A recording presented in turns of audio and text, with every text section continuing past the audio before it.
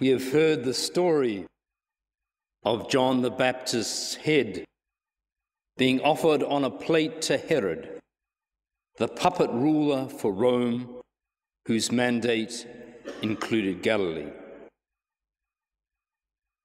I like John. Although later editors of the New Testament try to gloss over it, it's probable he was Jesus' mentor. John knew fear, felt fear, probably compromised on incidentals, and yet did it and said it anyway. In the final analysis, John was killed because he peeved off the local potentate and his sycophants. I think most ideas that challenge the unjust foundations of church and state will face similar opposition, and those who articulate them run the risk of being served as a side dish at the banquet of power. Yet we need to call the political and spiritual Herods to account. By their actions or inactions, the good news of God in Jesus is not being realized. By their actions, though it's largely their inactions, injustice continues, poverty continues, exclusion continues. And they and we fail to place loving thy neighbor as our standard and goal. Let's be clear about that love of neighbor phrase that Jesus borrowed from the Hebrew Scriptures. As you probably remember, he attached it to the story of the Good Samaritan. The point of that parable is that the one who is the neighbor is not the man in the ditch, but the Samaritan. It is the one who is the racial, cultural, and spiritual enemy, the one who threatens your faith, your understanding of the world, and the egotism that puts you at the center of the world. That's the one you are told to love. To love him or her is to give up your centrality in order to make room for the threatening outsider and his or her ideas and whānau. To love thy neighbor is to feel the fear of difference, be open to it, and be changed. At General Synod Te Hino Tō Whānui in the last 9 days, as well as some moving speeches, not least from our Pacifica hosts, I have seen plenty of obfuscation and inaction which would have fitted right in with the politics of Herod's court. Polynesia was magnificent in their hospitality, aroha, and grace. Yet those in control of the court were not Polynesia. Those in control, with the veneer of a bumbling niceness, allowed self-interest and defensiveness to dominate. In such a court context, the enemy was the inconvenient question, the so-called agitator, the media, the tweeter, and the Facebooker. It's hard to find one's way through the intricacies of this court to expose the inexplicit Herodian theology and practice without prematurely losing one's head. Let me give an example. There is widespread concern in church about the policies of the key government, who in response to the recession, but probably planned anyway, have protected the income and benefits of the rich while cutting into the support and resources to the poor. However, this concern did not permeate through the intricacies of Herod's court in order to translate into specific actions of protest. Indeed, even the 3 social justice motions, none of which dealt with this fundamental disparity, were not discussed. We ran out of time. 8 days of long lunch breaks, half-hour morning and afternoon teas, socializing, etc., had more priority than the poor. Even at the 11th hour, when in a formal question, which means no debate, I gave the archbishops the wording to criticize the New Zealand government, which they then did, I was treated as a nuisance, a disruptor of smooth business. Then the court's news service didn't publicize the archbishop's criticism. Funny that. There were 2 motions discussed in relation to the ongoing church policies of excluding gays and lesbians from ordained ministry and the sacrament of marriage.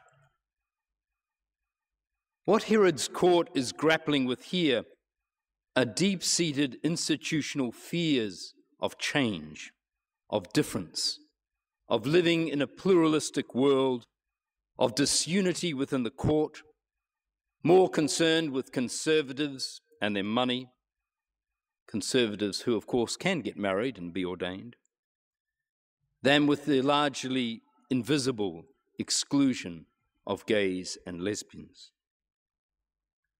As an institution, this court is benignly and sometimes explicitly homophobic, despite the grace and aroha of many individuals and congregations within it, some of whom are evangelical.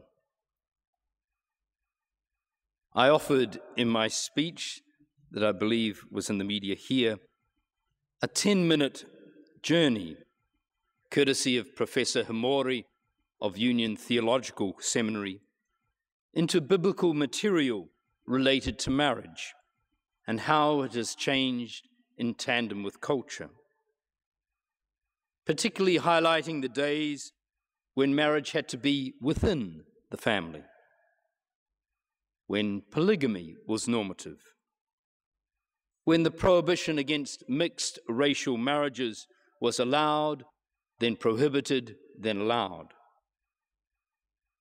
The Jesus prohibition against divorce, and the stupidity of basing any sound theology on the de facto relationship between Adam and Eve. I think for many Synod members, they had never heard a biblical argument along these lines before. The General Synod debate was quite moving. Most speakers from Polynesia and from Tikanga Māori spoke supportively. Only the more conservative Pākehā diocese spoke against my use of the Bible. How dare I use the court's handbook to argue for change? I was being disingenuous. They, of course, like many at court, hadn't done their homework and come prepared. Their sloppiness showed. The motion asked for discussion to take place right across the church and report back to the next General Synod in 2014. The second motion was about the freedom of a diocesan bishop to ordain whomever he or she chooses, albeit acting within the bounds of our canons or church law. Where the argument should take place is around what constitutes chastity, a requirement for priests. The canon says it's a right ordering of sexual relationships, thus begging the question of what is a right relationship. However, the debate didn't get into that. People still wanted to express their feelings and experiences, and the court's presidium wanted to close it down, put it safely in the "we will consider it later" basket, and go to morning tea. It was tabled, meaning there was no vote on it. So, what was this excursion into a subject deeply affecting the LGBT community all about? Well, the debate signalled to the Conservatives that they've lost their majority hold on the Anglican Church, if they ever had it. But the Herods and their courtiers, wanting to be kind and pastoral and practical, don't want anyone or their money and congregations to leave. So defer, talk unity, and while all the time knowing that that stranglehold on marriage and that stranglehold on the mission to a priesthood is coming to an end. In the story of John the Baptist's beheading, there is the role of Salome, the dancer, and Herodotus, her mother. We need to read this text with what the scholars call a hermeneutic of suspicion. Both women were caught in the powerful web of the court and its subservience to its lord, Herod. My understanding of how the dynamics of such courts work is that what Herodias asked of Herod, what she believed and others in the court believed, he really wanted. When power relationships are strictly hierarchical, not mutual, the subservient wife becomes adept at only asking what she knows the all-powerful Lord will want to give. This too is how I suggest we should read the old story of the death of King David's son Absalom, who was murdered by David's number one muscle man, Joab. Joab, of course, gets the blame, and David weeps long and loud. This is court BS. The subservient one is very careful to perceive his master's pleasure and do it. The religious scribes who later wrote up this account deliberately added to the PR spin on David, that humble shepherd boy with the sling and sandals, and exonerated him of filicide, the murder of one's son.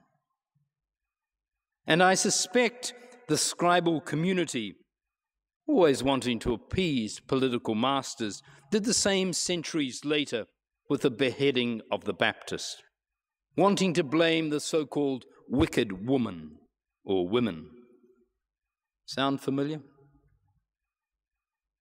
In state and church, it's not uncommon to see the principles of Herod's court at work. At General Synod, women rarely spoke and rarely chaired any of the proceedings. They were often absent from the negotiating groups dominated by the technocrat mind, trying to change wordings of bills and motions to encompass the span of differences and transform something that was pointed into an inoffensive compromise. Interestingly, at one stage, the court I've been part of was told an old story.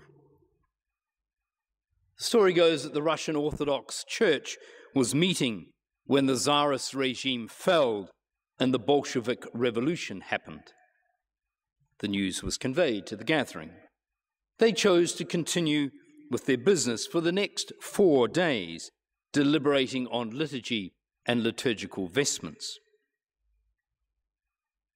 I'd heard this story told before in the context of a salutary reminder of our need to engage with the world rather than hide in the rarefied environment of our ecclesiastical world. However, this time, our court was told it in a manner not disparaging of the Russian Church, but joked how they had outlasted the Bolsheviks. I felt like vomiting at that point. The court of now and of long ago have an institutional aversion to prophets and their ideas. Prophets disrupt a business. They question the preset agenda. They question who has power and why. They don't do fear. They say it how they see it. They tell anyone who will listen how the Lord Emperor is dressed without getting the Emperor's permission to say it. And the Lord Emperors are not amused, indeed privately are very angry. But it is often their loyal followers, like Herodias or Joab, who act on that anger, seeking to serve up the critic on a dish to their master. Modern-day prophets and prophecy, and those of us who try to walk, albeit stumblingly, that path, call the court, whether it be church or state, to adhere to a standard, a plumb line, as Amos might say, accountable to the ministry and mission of Jesus and his mentor, John the Baptist. Prophets say it loud, say it long, and they are not liked. On Friday, I symbolically tried to shake the court's dust off my soul as I landed in Auckland, drove to St. Matthew's, kissed the pavement, and gave thanks for this wonderful cosmopolitan city of ours that at its heart doesn't do fear.